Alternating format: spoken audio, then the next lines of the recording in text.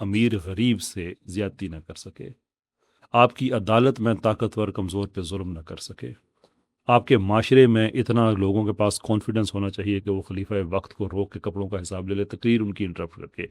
میں یہ نہیں کہتا کہ ہر معاشرے میں ہر وقت ایسا ہی ہونا چاہیے، لیکن وہ ایک ظاہر سی بات ہے، آپ ہسٹوریکل ایگزامپلس میں سے جو best of the best example ہوتی ہے جو کہ انسیڈنٹل ہوتی ہے وہی دیتے ہیں، تو اس کے لیے تو آپ کو پورا معاشرہ چاہیے ایک۔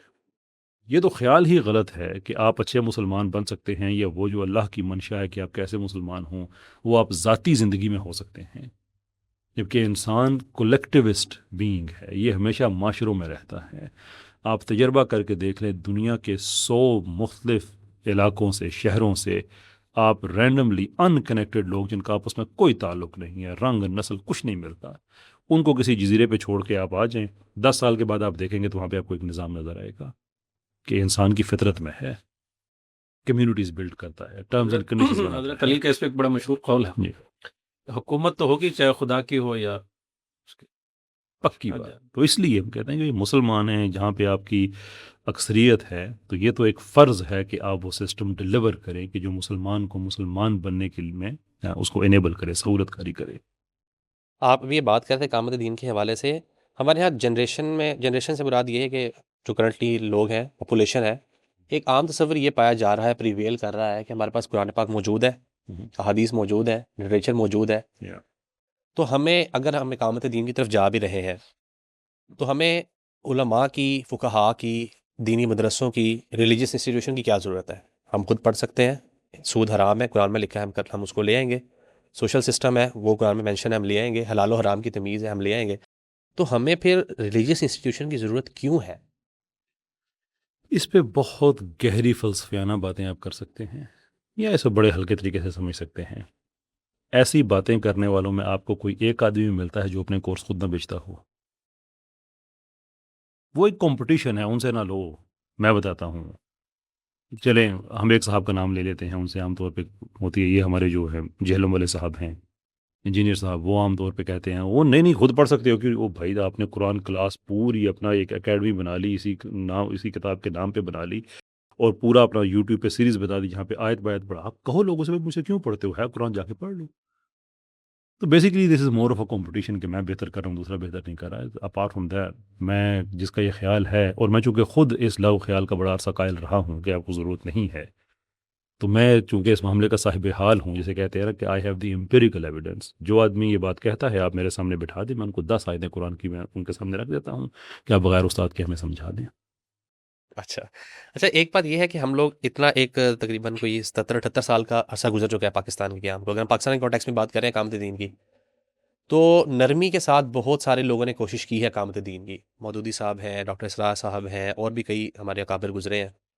اب اس وقت کرنٹلی اس سینیریو میں ہمارے پاس کچھ 2-3 شخصیات ایسی موجود ہیں کہ جو اب ایگریشن کو فالو کر رہی ہیں، وہ کہہ رہے ہیں کہ ہم ایگریسو طریقے سے لے کے آئیں گے۔ تو آپ کے نزدیک کیا ایگریشن ٹھیک رہے گا اقامت دین کے لیے، یا یہ فردر نقصان پہنچا سکتا ہے؟ دیکھیے، پہلی بات تو جو کیسر بھائی نے ختم کی نا آپ کے پہلے والے سوال کے، اس میں دیکھیے، علم کوئی بھی ہو اس کے لیے استاد کی تو ضرورت ہوتی ہے، ٹھیک ہے نہیں؟ ویسے تو آپ مطلب تمام جو ہے وہ گوگل استاد ہے، ساری چیزیں اس کے اوپر موجود ہیں، تو آپ گوگل پہ دیکھ کے ڈاکٹر بن جاتے ہیں، یا آپ لوگ گوگل پہ دیکھ کے انجینئر بن جاتے ہیں، تو ایسا تو جو ہے وہ نہیں ہے۔ دوسرا یہ ہے کہ بر صغیر کا جو معاشرہ ہے نا، اس میں مولویت کی یا اس کو بھی آپ سائڈ پہ کر لیں، عالم دین کی یا دین کے اوپر دین کی تعلیم حاصل کرنے والے کی ایک مخصوص شبیہ سی بن گئی ہے، تو لوگوں کو دیکھ کے اس پہ ایک عجیب سا تصور وہ آتا ہے کہ پتہ نہیں کون سے مولوی اور کون سے عالم جو ہے، حالانکہ اس طرح کا وہ نہیں ہے۔ باہر کی جو پوری دنیا ہے وہ ویسے ہی مطلب ہے، لوگ ہیں جیسے عام معاشرے کے اس میں نظر آتے ہیں آپ کو۔ ہمارے ہاں جو بات یہ طبقہ کر رہا ہوتا ہے بالعموم، پہلے تو یہ کہ اپنی ذات پہ دین پہ عمل کرنا چاہیے، ٹھیک ہے، ایک تو یہ آتا ہے۔ دوسرا یہ کہ مولوی کی ضرورت نہیں ہے۔ آپ کا بھی ایک تجربہ ہے جو آپ نے بیان کیا، میرا بھی ایک تجربہ ہے۔ ان میں سے کبھی کوئی ایسا فرد آپ نے دیکھا ہے جو دین پہ عمل کرنے والا ہو، جو یہ بات کر رہے ہوں؟ کوئی ایسا فرد دیکھا ہے جو دین کا داعی اور دین پہ عمل کرنے والا؟ کبھی کوئی ایک نام بتا، کوئی بھی نام نہیں ملے گا ایسا جو یہ کہہ رہا ہو کہ بھئی مجھے مطلب ہے دین پہ عمل کی اجازت ہونی چاہیے، میرا اور خدا کا معاملہ ہے، تو یہ وہ کہے تو اچھا لگتا ہے جس کو صبح شام خدا کے دین کے مطابق گزرتے ہوں اور اس کی بات کا کوئی عمل بھی مطلب کوئی اثر بھی ہوگا.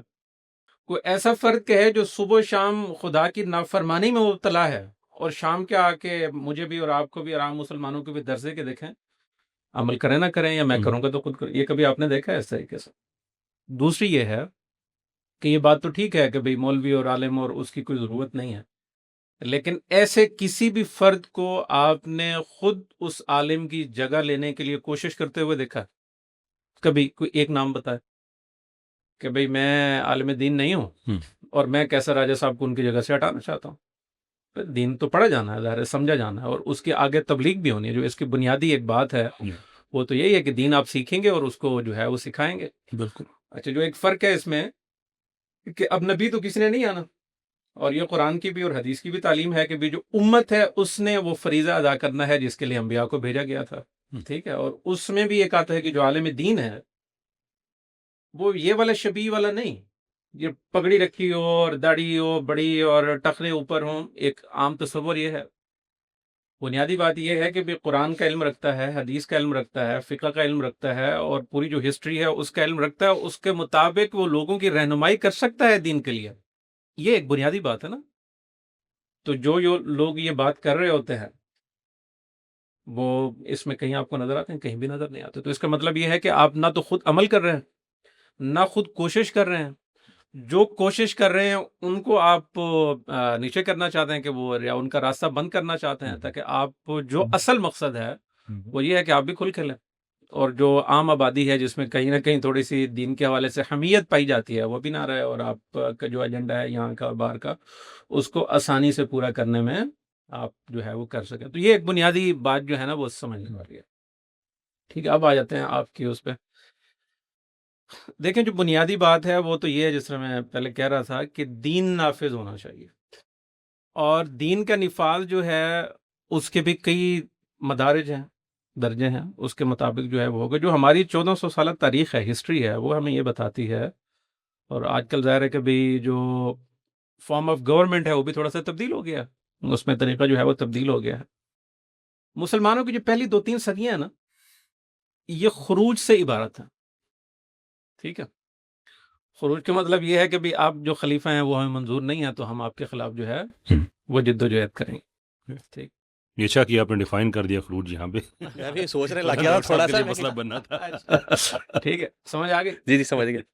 تو جس طرح آج کل یہ ہوتا ہے نا کہ بھئی اچھا اس میں ایک مسئلہ ہوتا تھا نا کہ حکومت کی تبدیلی کا کوئی راستہ ہی نہیں ہوتا تھا.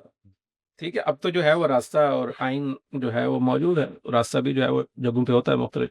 اچھا، تو لوگ سمجھتے تھے کہ بھئی ہم طاقتور ہو جائیں یا ہتھیار اٹھا لیں اور حکومت کو جو ہے وہ تبدیل کر دیں. اچھا، اس میں سے بیشتر یا اکا دکا کے علاوہ